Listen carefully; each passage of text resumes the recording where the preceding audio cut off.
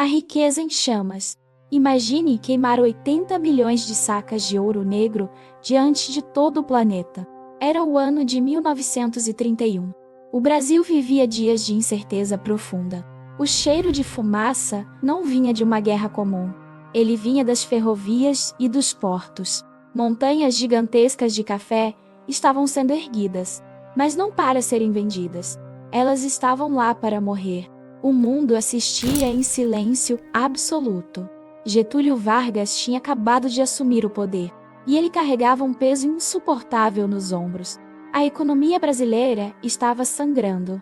O café era o coração do país, e esse coração estava parando de bater. Tudo começou com o colapso de 1929. A Grande Depressão varreu os mercados globais. De repente, ninguém mais tinha dinheiro para o luxo, e o café brasileiro era visto como um luxo. Os armazéns estavam lotados até o teto. Havia tanto café que o preço despencou. O que antes era ouro agora não valia quase nada. Os fazendeiros estavam desesperados. As elites de São Paulo e Minas Gerais clamavam por socorro. Foi então que uma solução drástica foi proposta. Uma solução que beirava a loucura. Se há muito produto no mercado, o preço cai. Se o produto desaparece, o preço sobe. Essa era a lógica fria dos economistas. Mas como fazer o café desaparecer? A resposta foi o fogo e o mar. Vargas criou o Conselho Nacional do Café. Sua missão era simples e cruel: comprar o excedente e destruí-lo. 80 milhões de sacas foram condenadas. Isso representava anos de trabalho de milhares de colonos. Milhões de horas sob o sol escaldante das plantações. Tudo estava prestes a virar cinzas. As locomotivas a vapor foram adaptadas. Em vez de carvão, elas queimavam grãos de café. As caldeiras exalavam um aroma doce e amargo. Um perfume de riqueza desperdiçada. Relatos da época dizem que o cheiro era onipresente. Em Santos, a fumaça escurecia o céu ao meio-dia. As pessoas tossiam, enquanto a fortuna do país evaporava. Nas estradas de ferro, pilhas imensas eram incendiadas. Pareciam pirâmides de um sacrifício antigo. Mas o fogo não era suficiente. O volume era tão colossal que precisavam de mais espaço. Navios foram carregados com toneladas de café de qualidade. Eles navegavam para longe da costa. E então abriam os porões. O Oceano Atlântico se tornava uma xícara gigante e salgada. Milhares de sacos afundavam na escuridão do mar. Dizem que os peixes fugiam daquela mancha escura. Estrangeiros olhavam para o Brasil com incredulidade. Como um país pobre podia queimar sua maior riqueza? Seria um suicídio econômico ou um golpe de mestre político. Vargas sabia que precisava quebrar o poder dos coronéis. Ao queimar o café, ele controlava o mercado. Ele se tornava o senhor do destino de cada fazendeiro. Era uma demonstração de força absoluta. O Estado agora era o dono do jogo. Sussurra-se que nem todo o café foi queimado. Existem lendas sobre estoques secretos escondidos em cavernas, ou sacas desviadas para mercados clandestinos na Europa. Mas os registros oficiais são implacáveis. A destruição continuou por mais de uma década. Até 1944, o fogo ainda ardia. No total, foram 78 milhões de sacas destruídas. Se empilhadas, elas dariam a volta na terra.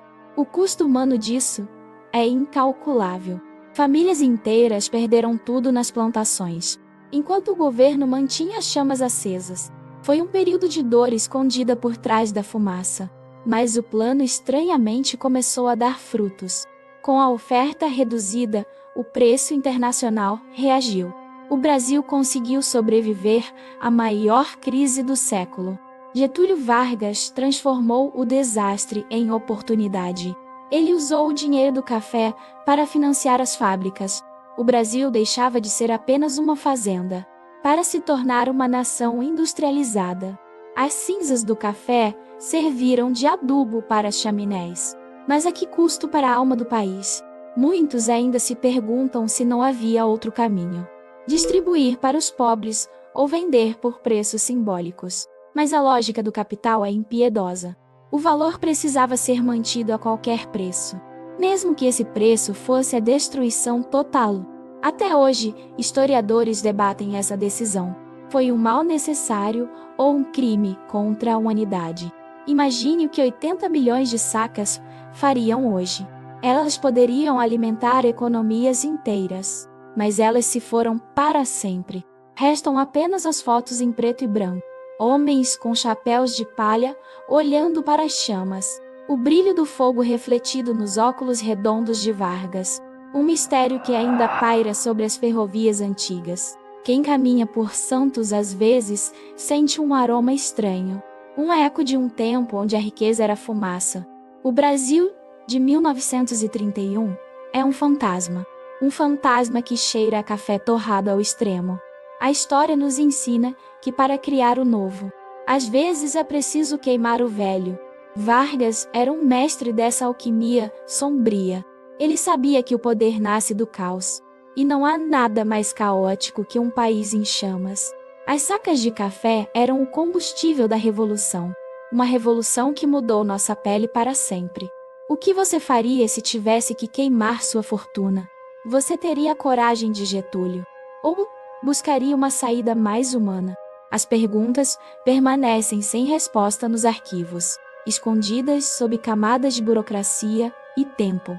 O mistério da grande queima vive em cada grão, em cada xícara que tomamos todas as manhãs. Há um pouco daquela fumaça de 31. O Brasil é filho do fogo e do café.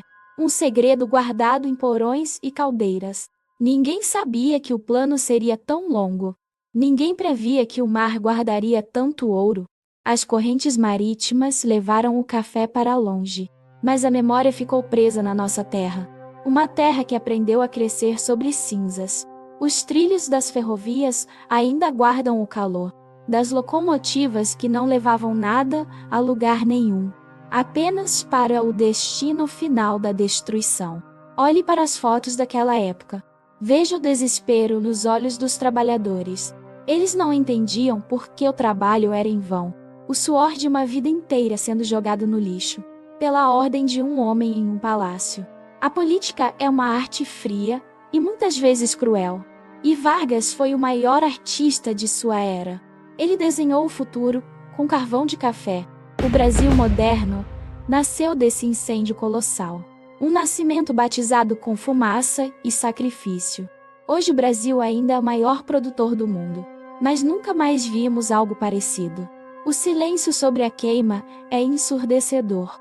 Poucos livros detalham o horror de ver a riqueza sumir. Preferem focar nos gráficos e nos números. Mas os números não sentem o calor das chamas, nem o gosto amargo da perda. 80 milhões é um número que desafia a mente. É como se cada brasileiro da época perdesse tudo, para que o país pudesse um dia ganhar.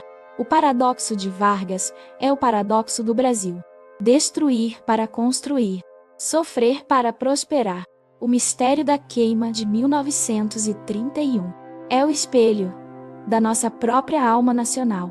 Um país que queima o que tem de melhor, na esperança de um amanhã que nunca chega, ou que chega com um preço alto demais. Pense nisso na próxima vez que sentir o aroma do café. Ele carrega o peso de 80 milhões de sacas. Ele carrega o segredo de Getúlio Vargas. E as cinzas de um Brasil que se foi com o vento. O tempo passa, mas o cheiro da história permanece, pairando sobre as colinas de Minas e os portos de São Paulo, como uma lembrança eterna do dia em que fomos fumaça. A glória e a tragédia caminham juntas, nesta terra de contrastes infinitos, onde o ouro negro foi sacrificado, para que o aço pudesse nascer. O fim da era do café foi um espetáculo de chamas. Um teatro de sombras comandado por um ditador, que sabia exatamente onde o fogo devia queimar, e o que devia sobrar das cinzas. Restou um país novo e confuso, olhando para o mar, onde seu tesouro afundou, e para o céu onde sua riqueza evaporou. Essa é a verdade por trás do grande mistério. Uma história de poder, dinheiro e desespero, que o tempo tenta apagar, mas o coração recorda. O dia em que o Brasil queimou seu próprio destino. e renasceu das sombras de 1931.